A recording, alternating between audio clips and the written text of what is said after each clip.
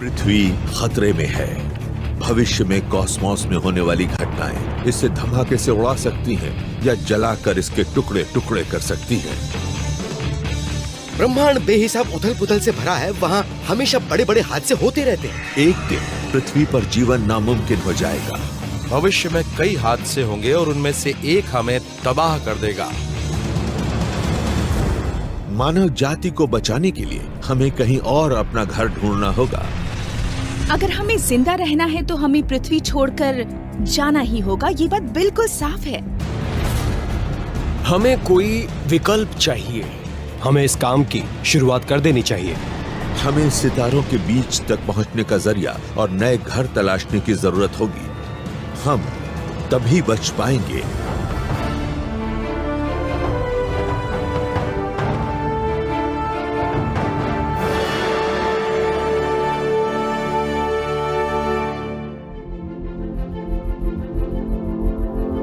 जहां तक हम जानते हैं, पृथ्वी ही ब्रह्मांड में जीवन को पालने वाली एकमात्र जगह है।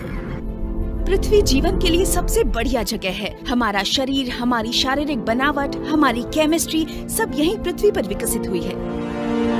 हम सचमुच एक बेहतरीन स्पेसशिप पर हैं। लेकिन हमारा ये बेहतरीन स्पेसशिप बारूदी सुरंगों से भरे एक ब्रह्मांड से होकर गुजर रहा है। हर करीब 3 करोड़ साल में पृथ्वी के साथ एक प्राकृतिक या कॉस्मिक हादसा इतने जोरदार ढंग से होता है कि लाखों जीव विलुप्त हो जाते हैं। विलोपन से जुड़ी घटनाएं पृथ्वी की अहम प्रजातियों की जान लेती हैं।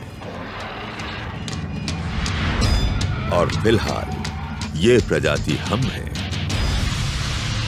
ये सच है कि विलोपन के मामले में बड़ी और ताकतवर प्रजातियों का ही सफाया होता है, वही मरती हैं। तो अगर पृथ्वी पर ऐसी कोई घटना हुई तो हम इंसान जोखिम में होंगे। हम बड़े और ताकतवर जीवों की श्रेणी में आते हैं। मानव जाति के लिए पूरी दुनिया में होने वाले विलोपन से बचने का एक ही तरीका है कि हम अपने जीन्स एक से ज्यादा ग्रहों तक फैला दें। हमारे सामने कोई विकल्प नहीं है।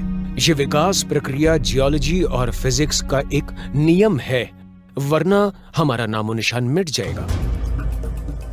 हमें एक ऐसा विशाल स्पेसक्राफ्ट बनाना होगा जो इंटरस्टेलर स्पेस को पार कर सके और फिर दूसरे सितारों के आसपास दूर दराज दुनियाओं में बस्तियां बसा सके। ऐसे में आपको नोआस आर्क जैसी एक नाव की जरूरत होगी, लेकिन यह नाव अंतरिक्ष में चलने लायक होनी चाहिए और साथ ही इसमें पूरी दुनिया की तमाम प्रजातियां भी हों।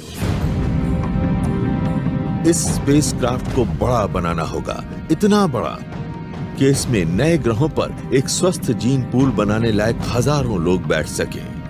ये इतना बड़ा होगा कि पृथ्वी पर नहीं बनाया जा सकेगा, इसलिए इसे अंतरिक्ष में बनाना होगा जहां पृथ्वी की ग्रेविटी का दबाव न हो। लेकिन आकाश में ऐसा कोई शिपयार्ड बनाना कोई छोटी मोटी चुनौती नहीं है।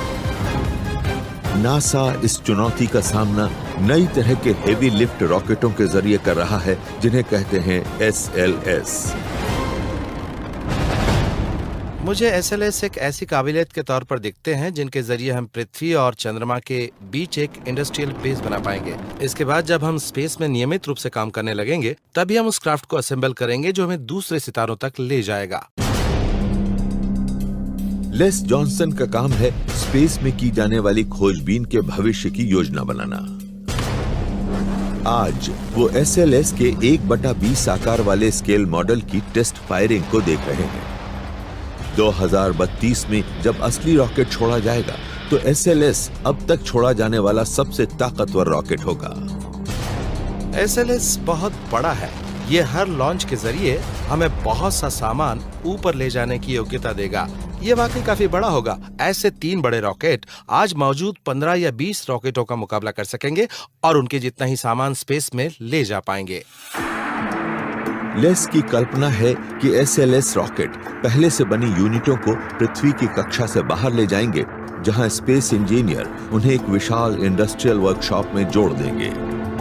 फिर माइनर सोलर सिस्टम में मौजूद विभिन्न बॉडीज तक जाएंगे ताकि स्पेसक्राफ्ट को बनाने के लिए कच्चे माल को इकट्ठा कर सके। हमारी फैक्ट्रियां चंद्रमा पर होंगी, और शायद ये उससे आगे एस्टेरॉयड बेल्ट में मौजूद विशाल चट्टानों पर भी हों। एस्टेरॉयड्स पर पृथ्वी के मुकाबले ग्रेविटी काफी कम होती है। वहां बड़े बड़े हिस्सों को बनाना और आकार लेते शिप पर उन्हें उठाकर रखना ज्यादा आसान होगा। अंदरूनी सोलर सिस्टम हमें आग की विशाल संरचना बनाने के लिए जरूरी तमाम चीजें मुहैया कराएगा, लेकिन एक और दुनिया में बस्ती बसाने के लिए हमें अब तक हमारे बनाए किसी भी प्रोपल्शन सिस्टम से कहीं ज्यादा तेज सिस्टम की जरूरत होगी। स्पेस विशाल है, हमारा सोलर सिस्टम विशाल है। मंगल तक पहुंचने में करीब 1 साल लग जाएगा, लेकिन सितारों के बीच की दूरी तय करने के हिसाब से तो यह अवधि कुछ भी नहीं है। हमारे सूर्य के सबसे नजदीक तारे भी कई प्रकाश वर्ष की दूरी पर हैं। ब्रह्मांड की सबसे तेज रफ्तार चीज प्रकाश को भी वहां पहुंचने में कई साल लग जाते हैं। सूर्य का सबसे करीबी पड़ोसी है 3 तारों का एक समूह जिसे कहते हैं अल्फा सेंटोरी। पारंपरिक ईंधन इस्तेमाल करने वाले किसी स्पेसशिप को वहां तक पहुंचने में हजारों लाखों साल लगेंगे। शिप के वहां पहुंचने से काफी पहले ही क्रू अपनी उम्र पूरी कर चुका होगा। तो फिर किस ईंधन का इस्तेमाल किया जाए? शायद साइंस फिक्शन के पास इस समस्या का हल है, लेकिन ये इतना अच्छा है कि इस पर यकीन करना मुश्किल लगता है। सितारों में दिलचस्पी रखने वाला हर शख्स जानता है कि यह चीज है एंटी मैटर। एंटी मैटर ही किसी इंटरस्टेलर शिप का ईंधन होगा। एंटी मैटर का वजूद है। हम हर साल हाई एनर्जी पार्टिकल कोलाइडर्स में एंटी मैटर के कुछ कण बनाते हैं। हम अपने आसपास जो मैटर देखते हैं ये उसकी एक छवि है, और इसमें एक ऐसा धमाकेदार गुण होता है जो इसे अब तक का सबसे कारगर रॉकेट ईंधन बनाएगा। एंटी मैटर की एक बहुत शानदार बात है, जब एंटी मैटर और मैटर मिलते हैं तो एक दूसरे को खत्म कर देते हैं, यानी मैटर का वजूद ही खत्म हो जाता है। इनसे बन जाती है शुद्ध ऊर्जा। ये 100% कारगर प्रक्रिया है। वैज्ञानिकों ने गणना की है कि एंटी मैटर से चलने वाला कोई रॉकेट प्रकाश की रफ्तार के 15% तक पहुंच सकता है। इतनी गति से तो सिर्फ 8.5 सेकंड में चांद पर पहुंचा जा सकता है। तब हमारे पास लगभग असीमित ताकत होगी। हम ब्रह्मांड में जहां चाहेंगे वहां तक जा पाएंगे। हमारा ये स्पेसक्राफ्ट सिर्फ 28 साल में अल्फा सेंटोरी तक पहुंच सकता है, यानी इंसान अपने जीवन काल में यहाँ पहुंच सकता है। सुनने में यह आइडिया बहुत शानदार लगता है। ढेर सा एंटी मैटर लेते हैं जिसे हम बना सकते हैं और फिर इसे सामान्य मैटर के साथ मिला देते हैं, जिससे हमें बहुत सारी ऊर्जा मिलेगी। लेकिन एंटी मैटर के साथ एक बड़ी समस्या है, और वही इसका फायदा भी है। जब यह मैटर से मिलता है तो यह उसे खत्म करके एनर्जी पैदा करता है। किसी आम फ्यूल टैंक में सिर्फ 450 ग्राम एंटी मैटर भरिए और उससे होने वाला धमाका हिरोशिमा पर गिराए गए 1000 बमों से भी ज्यादा ताकतवर होगा। तो आप इसके साथ क्या करेंगे? आप इसे जेब में रखकर किसी चमत्कार की उम्मीद नहीं करेंगे। अगर ये मैटर से छू जाए तो धमाका हो जाएगा। आप चाहें तो मैग्नेटिक एनर्जी से एक कंटेनमेंट फील्ड बना सकते हैं। ये एक मैग्नेटिक बॉटल है। ये मैटर से नहीं बनी है, ये बनी है मैग्नेटिक फील्ड लाइन से। आप एंटी मैटर को इसमें रख सकते हैं, ये वहीं रहेगा और मैटर के संपर्क में नहीं आएगा। लेकिन एक समस्या है, क्योंकि आपको जितनी मैग्नेटिक एनर्जी चाहिए उसकी मात्रा बहुत बड़ी होती है और आप उसे यूं ही खत्म नहीं कर सकते, क्योंकि अगर आपने ऐसा किया तो एंटी मैटर बाहर गिर जाएगा और एक जबरदस्त धमाका हो जाएगा। एंटी मैटर को संभालना बहुत ही मुश्किल है। हमें ऊर्जा का एक ऐसा भरोसेमंद स्रोत चाहिए जो लगातार बरसों तक हमारे स्टारशिप को चला सके, और चंद चीजें ही ऐसा कर सकती हैं। इनमें शामिल है फ्यूजन पावर, यानी सूर्य की ही ताकत को इस्तेमाल करना। सूर्य के गर्म और सघन कोर में हाइड्रोजन के एटम आपस में टकराते हैं। इनकी एक दूसरे से टक्कर इतनी जबरदस्त होती है कि ये आपस में जुड़कर बहुत अधिक ऊर्जा छोड़ते हैं। ये होता है न्यूक्लियर फ्यूजन। हम अंतरिक्ष की यात्रा में इसे छोटे स्तर पर एक स्पेसक्राफ्ट में डालकर अंतरिक्ष की बहुत दूर तक की खोज करने के लिए पावर सिस्टम के तौर पर, प्रोपल्शन सिस्टम के तौर पर इस्तेमाल करना चाहते हैं। किसी फ्यूजन रॉकेट की रफ्तार एंटी मैटर से चलने वाले रॉकेट के मुकाबले 2/3 होगी, और सबसे अच्छी बात ये कि इसका ईंधन हाइड्रोजन गैस सितारों के बीच मौजूद विशाल बादलों में मिल सकती है। ये इंटरस्टेलर गैस का इस्तेमाल करके खुद ब खुद बाहरी अंतरिक्ष में रवाना हो जाएगा और सैद्धांतिक रूप में इसे कभी दोबारा ईंधन भरने की जरूरत नहीं होगी। फ्यूजन से चलने वाला हमारा स्पेसक्राफ्ट अब अपने पहले लक्ष्य अल्फा सेंटोरी की तरफ रवाना हो गया है। इसकी गति प्रकाश की गति का सिर्फ 10% है। इस सफर को पूरा करने में 42 साल लगेंगे और इसमें बैठे इंसान वहां तक सुरक्षित पहुंचने चाहिए, लेकिन बीच का रास्ता खतरनाक हो सकता है। उथल पुथल भरे हमारे कॉस्मोस के पास जान लेने के लाखों तरीके हैं।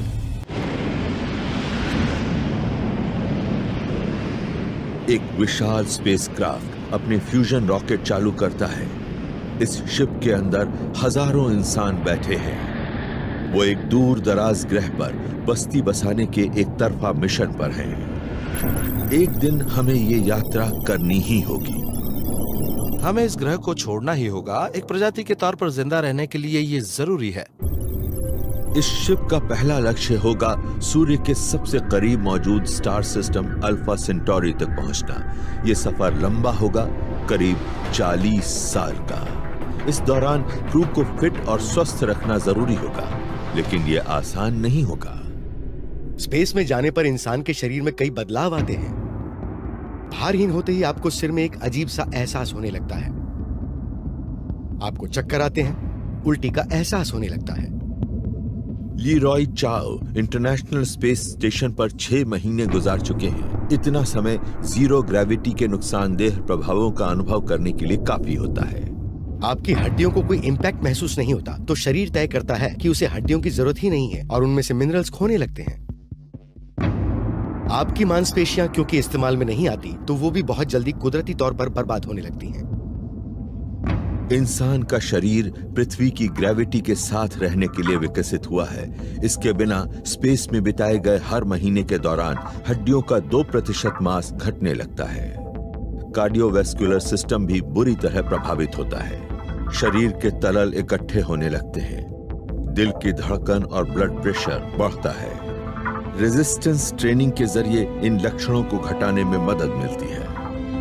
हमें स्पेस स्टेशन पर रोजाना 2 घंटे एक्सरसाइज करनी होती थी, ताकि हमारा कार्डियोवैस्कुलर सिस्टम, हमारी मांसपेशियां और हमारी हड्डियां फिट रहें। एक्सरसाइज के जरिए शरीर में क्षय होने की खतरनाक प्रक्रिया रोकी जा सकती है, लेकिन बिना ग्रेविटी वाली अल्फा सेंटोरी तक की 42 साल की यात्रा जानलेवा साबित होगी। जाहिर है हमें भारहीनता का एक स्थायी समाधान चाहिए। हम निकट भविष्य में आर्टिफिशियल ग्रेविटी यकीनन बना सकते हैं। इसका जवाब है सेंट्रीफ्यूगल फोर्स। यही वो फोर्स है जो डेयर डेविल बाइकर्स को सीधी खड़ी दीवारों पर टिकाए रखता है और रोमांच के दीवाने इसी के कारण थीम पार्कों में अपनी सीट पर जमे रहते हैं। रोटेशन इन बाहर फेंकने वाले फोर्स को पैदा करती है और इसे किसी स्पेसशिप में उत्पन्न करना आसान होगा। अगर स्पेस कैप्सूल को घुमाया जाए तो उसमें अंदर मौजूद अंतरिक्ष यात्रियों को आर्टिफिशियल ग्रेविटी का एहसास होगा। अंतरिक्ष यात्रियों की रहने वाली जगह को सही रफ्तार पर घुमाने से हड्डियों और मांसपेशियों का क्षय रोका जा सकेगा, लेकिन स्पेस में दूर तक की यात्रा के दौरान हमारे पहले अंतरिक्ष यात्रियों के लिए कम ग्रेविटी एक बहुत छोटा खतरा होगी। शायद रेडिएशन सबसे बड़ी चुनौती है। हमें रेडिएशन के ज्यादा तेज और ज्यादा ऊंचे स्तर का सामना करना पड़ेगा। सूर्य की सतह से लगातार खतरनाक चार्ज्ड कण, प्रोटॉन और इलेक्ट्रॉन निकलते रहते हैं जो 16 लाख किलोमीटर प्रति घंटा की रफ्तार से चलते हैं।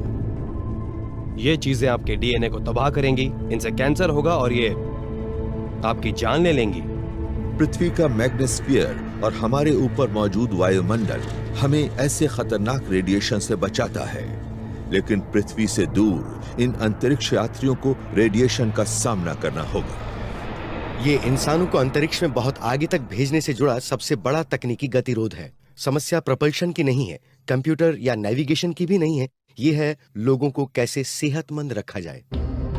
हमारे सोलर सिस्टम की सरहदों से आगे तो रेडिएशन का खतरा और भी गंभीर हो जाता है। चार्ज्ड पार्टिकल्स और भी ज्यादा तेज रफ्तार से आते हैं। कुछ मामलों में अकेले प्रोटॉन्स में भी इतनी ताकत होती है जितनी कि 160 किलोमीटर प्रति घंटा की रफ्तार से आ रही किसी बॉल में। इन कॉस्मिक किरणों के साथ एक और खतरनाक ताकत मिलती है। यह है गामा रेज, जो उथल पुथल वाली कॉस्मिक घटनाओं से पैदा होती है।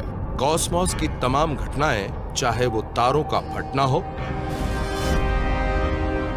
या ब्लैक होल्स द्वारा गैलेक्सीज के बड़े बड़े हिस्सों को निगल जाना, इन सब से बेहद ऊर्जा वाले रेडिएशन और पार्टिकल्स का जन्म होता है। आपने पहले कभी इन पार्टिकल्स को देखा नहीं होता, आपका शरीर इनके मुताबिक ढला नहीं होता, ये आपकी तरफ हर समय आते रहते हैं और वो भी बड़ी ताकत के साथ। गैलेक्टिकल कॉस्मिक रेडिएशन हमारे इन अंतरिक्ष यात्रियों के सेल्स को फाड़कर उनके शरीर को तरल रूप में बदल देगा। सिर्फ एक ही उम्मीद होगी, किसी तरह स्पेसक्राफ्ट को बचाना।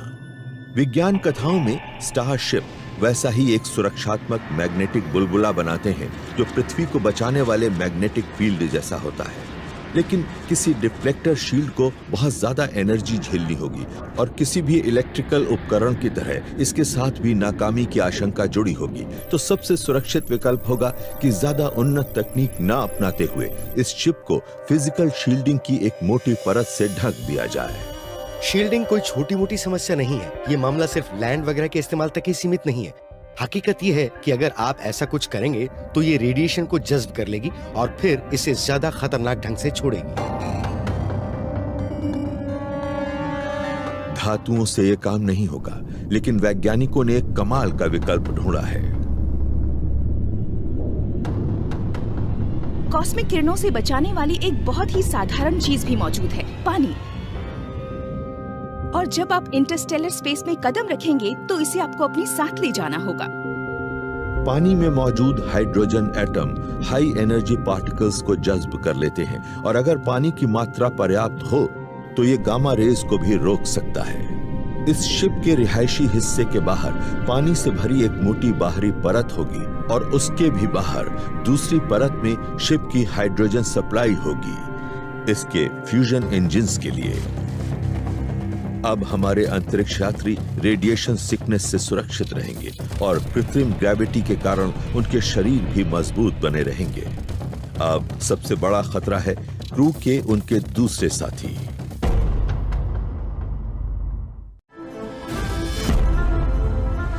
कॉस्मोस में होने वाले किसी बड़े हादसे से एक दिन पृथ्वी पर से हमारा नामो निशान मिट जाएगा।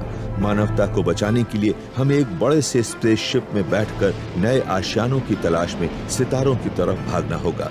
कृत्रिम ग्रेविटी और हाइड्रोजन वाली शील्डिंग के जरिए इसके कीमती मुसाफिरों को एकदम सही सलामत रखा जा सकेगा। लेकिन उनकी मानसिक सेहत के बारे में क्या कहा जाए? अंतरिक्ष में लोगों के लिए एक बड़ी चुनौती होते हैं खुद लोग। लोगों को टिन के एक बड़े से डिब्बे में रखना, वो भी एक बेहद खतरनाक माहौल में जिसमें ये लोग महीनों या बरसों तक एक दूसरे के साथ रहेंगे, एक बड़ी चुनौती है। साथ ही सफर के दौरान इन्हें जिंदा भी रहना चाहिए। हमें पनडुब्बियों में जाने वाले लोगों की जानकारी है कि उन्हें बहुत ध्यान से टेस्ट किया जाता है। ये पनडुब्बियां अपने मिशन पर यकीनन निकलती हैं, लेकिन ये मिशन कई साल का नहीं होता। हम किसी ऐसे क्रू के जरिए एक नई सभ्यता की शुरुआत नहीं कर सकते जो ब्रह्मांड में हुई बोरियत, आपसी कलह और मानसिक बीमारी से ग्रस्त हो। हाँ, तब बेहतर होगा अगर पूरा क्रू ही दुनिया में लिक्विड नाइट्रोजन में मानव भ्रूण को स्टोर करके रखना सस्पेंडेड एनिमेशन के सबसे करीब कहा जा सकता है। लेकिन क्या हम टेस्ट ट्यूब बेबीज के जरिए इंसानी नस्ल को वाकई बचा पाएंगे? अंतरिक्ष यात्रा के साथ क्योंकि इतनी बड़ी बड़ी मुश्किलें जुड़ी हुई हैं, तो कुछ लोगों ने आइडिया सुझाया, हमें बाहरी अंतरिक्ष में इंसानों को भेजने की क्या जरूरत है? क्यों ना हम भ्रूण या स्पर्म और एग सेल भेज दें? सिद्धांत के रूप में हम जमे हुए भ्रूणों को स्पेस में लंबी दूरियों तक भेज सकते हैं। इससे भोजन या पेचीदा लाइफ सपोर्ट सिस्टम्स की जरूरत नहीं रह जाएगी। वो अंतरिक्ष यात्रा और भारहीनता की मुश्किलों को तो झेल पाएंगे, लेकिन उनमें सामाजिक मिलनसारी कहां से आएगी? आप किसी बच्चे को किसी जगह अकेला रख दें तो उसे पढ़ना ही नहीं आएगा, वो जिंदा ही नहीं रह पाएगा। हम एक दूसरे पर निर्भर हैं, हम सामाजिक जीव हैं। हमें भ्रूणों को हैच करने और फिर उन्हें इंसान बनना सिखाने के लिए इंटेलिजेंट रोबोट्स को विकसित करना होगा। ये मुमकिन लगता है कि भविष्य में शायद 100 साल बाद हमारे पास रोबोट नैनीज होंगी जो कि हमारे लिए सामाजिक व्यवहार के नियम बनाएंगी। क्या कोई रोबोट वाकई एक बच्चे की परवरिश कर सकता है, या मानवता को बचाने की जल्दबाजी में हम यही भूल जाएंगे कि इंसान होने का मतलब क्या होता है? मानव भ्रूणों को विकसित करना जोखिम भरा हो सकता है, तो क्यों ना हम वयस्कों को उनकी सेहत को प्रभावित किए बिना जमा दें? बेशक ये और भी बड़ी चुनौती है, लेकिन प्रकृति इसका हल लगभग निकाल चुकी है। पृथ्वी पर ऐसे बहुत से जीव हैं जो हालात विपरीत होने पर सस्पेंडेड एनिमेशन या हाइबरनेशन में चले जाते हैं, और कुछ मामलों में वो लंबे समय तक ऐसी ही अवस्था में रह सकते हैं। अलास्का का वुड फ्रॉग पूरी सर्दी बर्फ में जमे रहने के बावजूद जिंदा बच जाता है। शून्य से भी नीचे वाले तापमान पर इसकी पाचन क्रिया धीमी होकर लगभग बंद हो जाती है।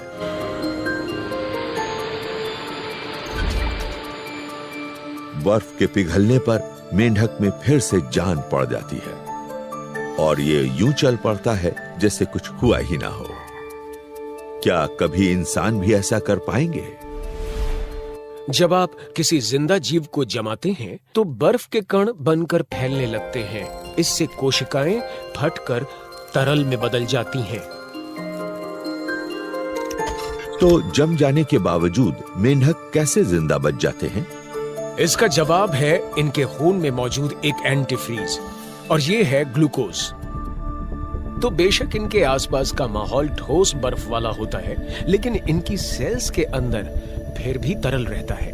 पर इंसानों के साथ दिक्कत यह है कि एंटीफ्रीज की इतनी मात्रा हमारी जान ले लेगी।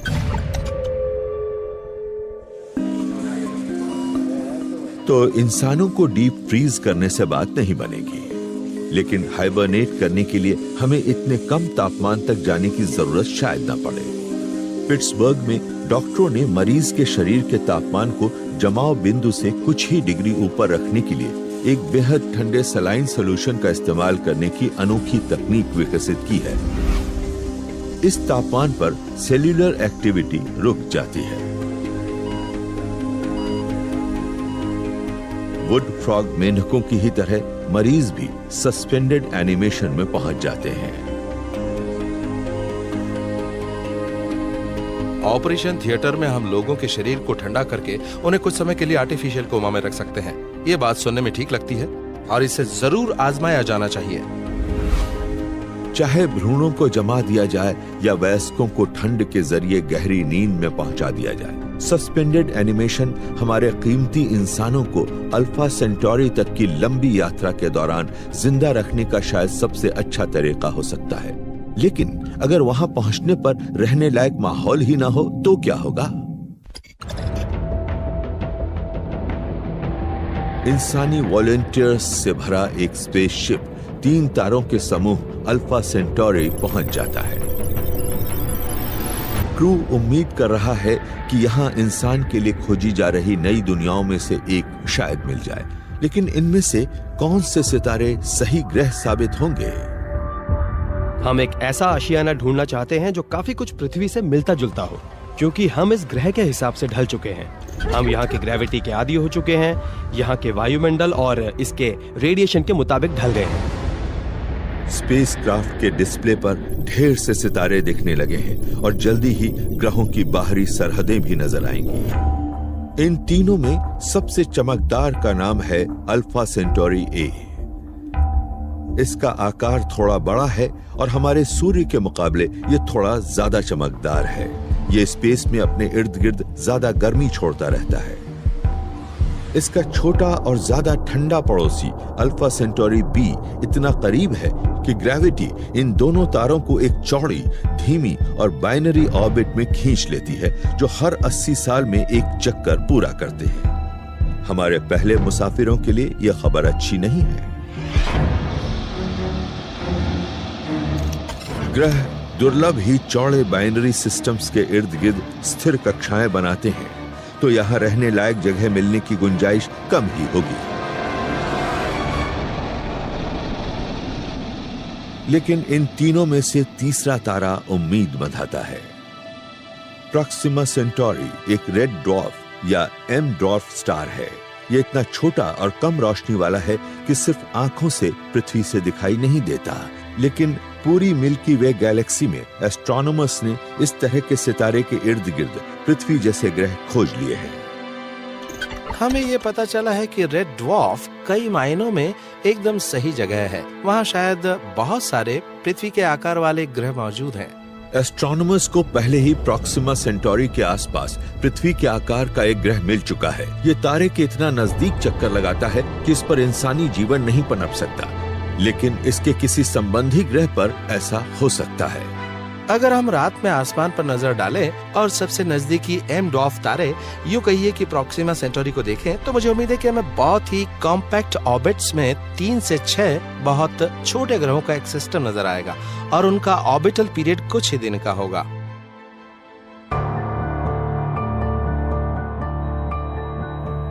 एस्ट्रोनॉमर्स को पहले ही प्रॉक्सिमा सेंटोरी के आसपास पृथ्वी के आकार का एक ग्रह मिल चुका है। ये तारे के इतना नजदीक चक्कर लगाता है कि इस पर इंसानी जीवन नहीं पनप सकता, लेकिन इस बात की काफी गुंजाइश है कि इसके किसी संबंधी ग्रह पर ऐसा हो सकता है। लेकिन अगर हमें ऐसा कोई ग्रह मिले जो पूरी तरह उपयुक्त न हो, तो जो बहुत ठंडा हो और जिसकी ग्रेविटी बहुत ज्यादा हो, या जिसका वायुमंडल ठीक ना हो। हमें कुदरत ने पृथ्वी पर पनपने के हिसाब से बनाया है, जहां ऑक्सीजन की एक तय मात्रा है, कार्बन डाइऑक्साइड की एक तय मात्रा है और एक खास वजन है। अगर हम किसी दूर दराज ग्रह पर उतरते हैं तो हमें अपने शरीरों को बदलना होगा ताकि हम अलग तरह के माहौल में भी जिंदा रह सकें। हमें खुद में बदलाव लाने होंगे और हमें खुद में ये बदलाव बहुत तेजी से लाने होंगे। इसके लिए हमें दूसरे जीव रूपों से ऐसे जीन्स लेने पड़ सकते हैं ताकि खुद को अपनी जरूरत के गुण दे सकें। शायद यही सबसे अच्छा समाधान होगा। वैज्ञानिक अंतरिक्ष में जिंदा रहने के लिए जरूरी बेहतरीन जीन ढूंढते रहे हैं और शायद वो उन्हें एक ऐसे प्राणी में मिले हैं जिसका आकार रेत के एक कण से बड़ा नहीं है। फिलहाल हम नासा में बहुत ही छोटे जीवों पर प्रयोग कर रहे हैं जिनका नाम है टार्डिग्रेड्स। टार्डिग्रेड्स सख्त जान जीव है। ये बेहद ठंडे तापमान से लेकर उबाल बिंदु तक के तापमान में या 10 साल से ज्यादा वक्त तक खुराक या पानी के बिना जी सकते हैं। सबसे अहम बात ये कि रेडिएशन से अपने डीएनए के क्षतिग्रस्त होने पर ये खुद ही खुद की मरम्मत कर सकते हैं। ये छोटा सा जीव हाथियों के किसी झुंड को मारने जितनी रेडिएशन से भी ज्यादा रेडिएशन झेल सकता है। न जाने कैसे इनका डीएनए खुद की मरम्मत करना जानता है। ठीक ऐसा ही करने के लिए हम इंसान के डीएनए को बदलने की कोशिश कर रहे हैं। एक दिन इन छोटे छोटे जीवों के डीएनए के जरिए हम किसी ऐसे ग्रह पर कदम रख सकते हैं जो इसके रचयिता तारे के रेडिएशन से बेहाल हो चुका हो। जेनेटिक्स में बदलावों से शायद और भी बहुत कुछ हो सकता है। शायद हम कई उग्र परग्रही दुनियाओं में बस्तियां बसा सकते हैं। अगर किसी ग्रह की ग्रेविटेशनल फील्ड ज्यादा बड़ी होगी तो शायद हमें अपनी हड्डियों की, अपनी मांसपेशियों की ताकत को बढ़ाना पड़े ताकि हम जब भी किसी बड़े ग्रह की सतह पर चलें तो दबके कुचले ना जाएं। हम तो शायद अलग अलग वायुमंडलों के हिसाब से भी ढल सकते हैं। अगर हम किसी ऐसे ग्रह पर पहुंच जाएं जहां ऑक्सीजन का स्तर अलग हो, कार्बन डाइऑक्साइड का स्तर अलग हो, तो शायद हमें अपने मेटाबॉलिज्म की दर भी बदलनी पड़े। अब हम अपनी इवोल्यूशन प्रक्रिया को नियंत्रित करना शुरू कर चुके हैं। हम जीन थेरेपी डिजाइन कर रहे हैं। हम अपनी शारीरिक बनावट को बदलने के तरीके खोज रहे हैं। अपने भाग्य को अपने नियंत्रण में लेकर खुद को सितारों तक ले जाने का हमारे पास एक कमाल का मौका है। भविष्य के एस्ट्रोनॉट कैसे दिखेंगे कौन जाने, लेकिन मुझे लगता है कि ये आप जैसे या मेरे जैसे नहीं लगेंगे। लेकिन एक कहीं बड़ी योजना का ये तो सिर्फ पहला चरण है। हमें मिल्की वे में और आगे तक ज्यादा तेजी से सफर करके और ज्यादा दुनियाओं को खोजना होगा।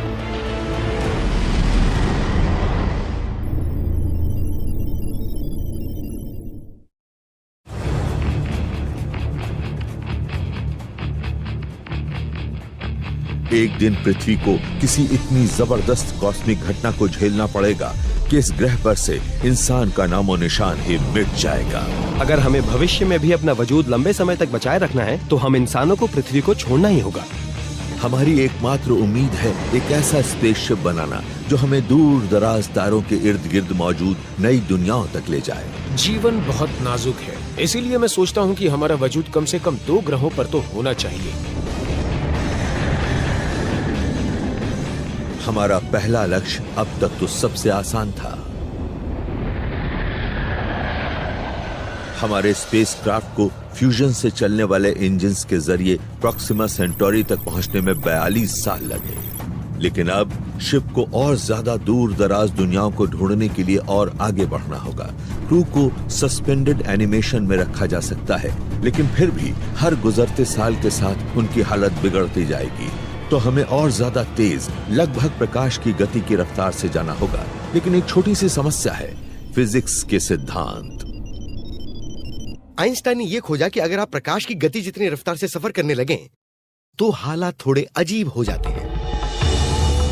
प्रकाश की गति के नजदीक पहुंचने पर आपका मास बढ़ता है, यानी आपको चलते रहने के लिए और ज्यादा एनर्जी चाहिए।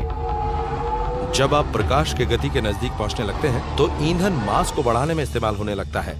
तो जो ईंधन पहले रफ्तार को बढ़ा रहा था, अब वो उसे नहीं बढ़ाता है, अब वो सिर्फ मास को बढ़ाता है। एक समय आता है जब रफ्तार बढ़ती ही नहीं, रफ्तार बढ़ाने पर उसका वजन और ज्यादा भारी हो जाता है। हम जिस तरह की रफ्तार पर सफर करना चाहते हैं, फिजिक्स हमें वैसा नहीं करने देगी। लेकिन एक चीज है जो हमें हाइपर स्पेस से गुजारकर दूर दराज ग्रहों तक कहीं ज्यादा तेजी से पहुंचा सकती है। आइंस्टाइन ने हमें ये दिखाया कि स्पेस खुद प्रकाश की गति से ज्यादा तेजी से फैल सकता है। स्पेस और टाइम का वजूद है, इसका अपना एक ताना बाना है। आप इसे खींच सकते हैं और मोड़ भी सकते हैं। विज्ञान कथाओं में गैलेक्टिक ट्रैवलर वार्प ड्राइव्स का इस्तेमाल करके स्पेस टाइम के ताने बाने को बदल देते हैं और लाखों साल में नहीं, मिनटों में ही कॉस्मोस को पार कर लेते हैं। मान लीजिए आप एक कमरे में हैं, वहाँ एक कारपेट बिछा है और आपको कमरे के दूसरे हिस्से में जाना है। एक तरीका तो यह है कि आप कारपेट को लें और इसे मोड़ें और अपने करीब ले आएं। फिर मुड़े हुए कारपेट पर कदम रखें, इसे अपने पीछे खुलने दें और इस तरह आप बहुत जल्दी कमरे के पार पहुंच जाएंगे। आप और आपकी मंजिल के बीच मौजूद स्पेस को वार्प करने के लिए ढेर सी ऊर्जा चाहिए। इतनी ऊर्जा पैदा करने के बारे में तो हम सोच भी नहीं सकते। लेकिन आधुनिक फिजिक्स कहती है कि वार्प ड्राइव मुमकिन है, बशर्ते आप शिप के इर्द गिर्द के स्पेस को ही वार्प करें। तो हम जानते हैं कि स्पेस फैलता है और स्पेस सिकुड़ भी सकता है। तो अगर आप किसी शिप में हैं और अपने सामने वाले स्पेस को सिकोड़ देते हैं और अपने पीछे वाले स्पेस को फैला देते हैं, तो आप एक वार्प बबल बना सकते हैं और ऐसे आप अपनी रफ्तार प्रकाश की गति से 10 गुना तक बढ़ा सकते हैं। ये नई वार्प ड्राइव स्पेस टाइम में एक तरंग पैदा करती है जो प्रकाश की गति से भी ज्यादा तेजी से चलती है और अपने साथ शिप को किसी लहर पर सवार सर्फर की तरह ही ले जाती है। मैथमेटिशियंस ने आंकड़ों पर नजर डाली है, लेकिन अब नासा लैब में इसे टेस्ट करना चाहता है। क्या ये नामुमकिन है या ये मुमकिन है? मुझे लगता है कि इस सिलसिले में कुछ संभावनाएं नजर आ रही हैं। देखते हैं कि हम इस सिलसिले में कुछ वैज्ञानिक कोशिशें करके मैथ और फिजिक्स को साबित कर पाते हैं या नहीं। हेरल्ड वाइट भविष्य में ये देखने के लिए एक प्रयोग की योजना बना रहे हैं कि क्या वो एक छोटे स्तर पर स्पेस को मोड़ सकते हैं। उन्हें स्पेस में एक जगह पर एनर्जी को फोकस करने की उम्मीद है और फिर वो इसे पार करने वाली लेजर लाइट की प्रगति को नापेंगे। अगर लाइट अपना सफर सामान्य से ज्यादा जल्द पूरा करती है तो वो स्पेस टाइम को मोड़ पाने में कामयाब हो जाएंगे। सब लोग हमेशा मुझसे पूछते रहते हैं कि इसे स्पेसक्राफ्ट में कब इस्तेमाल किया जा सकेगा। देखिए, उससे पहले हमें काफी वैज्ञानिक प्रयोग करने होंगे। हमने इस तरफ ध्यान देना अभी शुरू ही किया है। हमें नहीं पता कि ये कोशिश कामयाब होगी कि नहीं, हमें ये पता लगाना होगा। कामयाब हुई तो बढ़िया, और अगर नहीं हुई तो सोचेंगे कि हमने गणित, विज्ञान और ब्रह्मांड के कामकाज के तरीकों के बारे में कुछ सीख लिया है। एक वार्प ड्राइव हमें सिर्फ 5 महीनों में प्रॉक्सिमा सेंटोरी तक पहुंचा देगी और उससे आगे वाले 50 सितारों तक कुछ 1 वर्षों में। लेकिन फिर भी इसे हमारा गैलेक्टिक अहाता ही कहा जाएगा। मिल्की वे के दूर वाले हिस्से तक की वार्प ट्रिप में 10,000 साल लगेंगे और सबसे करीबी गैलेक्सीज तक की यात्रा में हजारों लाखों साल लग सकते हैं। ब्रह्मांड के स्तर पर किसी भी वार्प ड्राइव की रफ्तार भी बहुत धीमी लगती है, लेकिन एक आखिरी उम्मीद अभी बाकी है। प्रकाश की गति से ज्यादा तेज जाने का एक और तरीका है स्पेस और टाइम के ताने बाने में एक सुराख कर देना।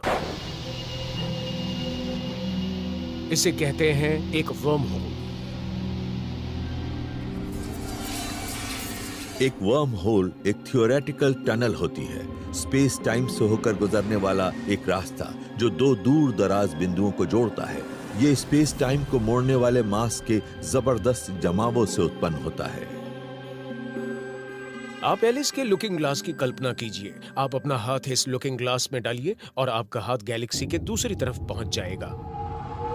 अगर हमारा स्पेसक्राफ्ट इस कॉस्मिक शॉर्टकट में दाखिल हो सके तो हम पलक झपकते ही हजारों प्रकाश वर्ष का फासला तय कर सकते हैं। बस दिक्कत यह है कि एस्ट्रोनॉमर्स ने कभी इस शॉर्टकट को देखा नहीं है और ऐसा कोई रास्ता बनाने की कोशिश करना घातक होगा। वर्म होल के किसी भी छोर पर एक टनल बनाने के लिए स्पेस को मोड़ने के वास्ते आपको ढेर सारा मास पैदा करना होगा, लेकिन मास अपनी तरफ खींचता है। और हम ये साबित कर सकते हैं कि अगर सिर्फ सामान्य मास हो तो वर्म होल के दोनों छोर वर्म होल से होकर गुजरने में लगने वाले समय से भी कम वक्त में एक ब्लैक होल बनाने के लिए कोलैप्स कर जाएंगे। मुझे नहीं लगता कि आने जाने के रास्ते के रूप में वर्म होल कभी कामयाब होंगे, लेकिन एक बात है, जो लोग ये कहते हैं कि विज्ञान में फला चीज नहीं हो सकती वो गलत साबित होते हैं। तो मैं ऐसा नहीं कहूंगा। ऐसा होना मुश्किल है, लेकिन हो सकता है। वार्प ड्राइव्स और वर्म होल्स दूर की कौड़ी है। फिलहाल फ्यूजन ही वो संभावित ईंधन है जो हमें सितारों तक ले जाएगा, लेकिन किसी विशाल स्पेसक्राफ्ट को इतने ग्रहों तक जाकर बस्तियां बसाने में शायद लाखों साल लग सकते हैं, जिससे हमारे अस्तित्व की गारंटी हो सके। फ्यूजन के जरिए ज्यादा तेज रफ्तार से जाने का एक ही तरीका है, स्पेसशिप को छोटा बनाना, इतना छोटा कि उसमें लोगों के लिए जगह ही ना हो। तो क्या इसे खेल खत्म समझा जाए या बिना इंसानों के भी मानव नस्ल को बचाया जा सकता है? अभी कुछ ही समय पहले तक एस्ट्रोनॉमर्स को यह भरोसा नहीं था कि वो रात में आसमान में जो तारे देखते हैं उनकी परिक्रमा करने वाले ग्रह भी होते हैं। शायद सूर्य अनोखा था और मिल्की वे में पृथ्वी ही अकेली थी।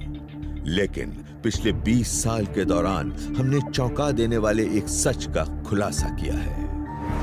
ऐसा लगता है कि गैलेक्सी में मौजूद तारों के एक बड़े हिस्से के अपने ग्रह हैं। इनमें से कई तारों के तो कई ग्रह हैं। ये एक्सोप्लैनेट्स आकार में गैस के विशाल ग्रह जुपिटर से भी बड़े हैं, तो पृथ्वी जैसे पथरीले भी, और ये हर कहीं नजर आते हैं। हमारा ग्रह पृथ्वी अनूठा नहीं है, ये तो दुर्लभ भी नहीं है। ऐसे असंख्य ढेर से ग्रह मौजूद हैं जो बिल्कुल पृथ्वी जैसे हैं और दूसरे सितारों के इर्द गिर्द चक्कर लगाते रहते हैं। शायद कुछ सकते फ्यूजन इंजनों से चलने वाले और हजारों इंसानी वॉलंटियर्स से भरे किसी विशाल स्पेसशिप से हमें हमारे सूर्य के नजदीक रहने योग्य दुनियाओं में बस्तियां बसाने की काबिलियत मिलनी चाहिए। लेकिन मिल्की वे के दूर वाले हिस्सों तक पहुंचने के लिए हमें किसी दूसरी योजना की जरूरत होगी। एक अनोखा समाधान होगा कि इंसानों के बजाय छोटे रोबोट्स को वहां भेजा जाए। जब मैं सोचती हूँ कि हम इंसानी मस्तिष्क और इसके कामकाज के बारे में कितना कुछ सीख रहे हैं और फिर भी बहुत कुछ सीखना बाकी है, तो मुझे लगता है कि एक दिन ऐसा आएगा जब हम खुद को किसी रोबोट में समा पाएंगे। आप कहेंगे ये तो बहुत बुरा होगा क्योंकि हम उन ग्रहों पर इंसानों को पहुंचाना चाहते हैं। तो अगर आप वाकई साइंस फिक्शन जैसा कुछ सोचना चाहते हैं तो क्यों न एक ऐसी मशीन को वहां ले जाएं जो वहां इंसान बना सके। पौधे हवा के जरिए अपने छोटे छोटे गतिशील बीजों को बड़ी तादाद में उड़ाकर अपने जीन फैलाते हैं। इनमें से बहुत से बीज बर्बाद भी हो जाते हैं, लेकिन जिन्हें गर्म और नम जमीन मिलती है वो उगते हैं। अब जरा स्पेस में बीजों की तरह छोटे छोटे नैनो रोबोट्स को फायर करने के बारे में सोचिए, जिनकी हार्ड ड्राइव में इंसानी जीनोम नक्श हों। अगर वो किसी ऐसे नम और गर्म ग्रह के वायुमंडल में पहुंचते हैं जो इंसानों के लिए उपयुक्त हों, तो वो पनप जाएंगे। उन्हें उस ग्रह पर जो चीजें मिलेंगी उनसे वो आशियाने बनाएंगे और किसी तरह उनके अंदर रहने के लिए इंसानों को भी पैदा कर देंगे। हो सकता है कि हम हजारों नैनोशिप्स को या लाखों नैनोशिप्स को बीजों की तरह एक नजदीकी तारे तक इस उम्मीद में भेजें कि उनमें से कुछ तो अपनी मंजिल तक पहुंच ही जाएंगे। शून्य से मानव बनाने की टेक्नोलॉजी अभी सचमुच बहुत दूर है, लेकिन इससे पेचीदा और दार्शनिक सवाल पैदा होते हैं। हम सिर्फ इंसानों को क्यों बचाएं? पृथ्वी पर तो 80,70,000 अन्य प्रजातियां भी मौजूद हैं, उन्हें क्यों नहीं बचाना चाहिए? अगर हम पृथ्वी पर मौजूद सभी जीवों को नहीं भेज सकते, तो दूर दराज दुनियाओं तक क्यों न सिर्फ बैक्टीरिया को भेजकर बाकी काम विकास प्रक्रिया को करने दिया जाए? बहुत दूर तक का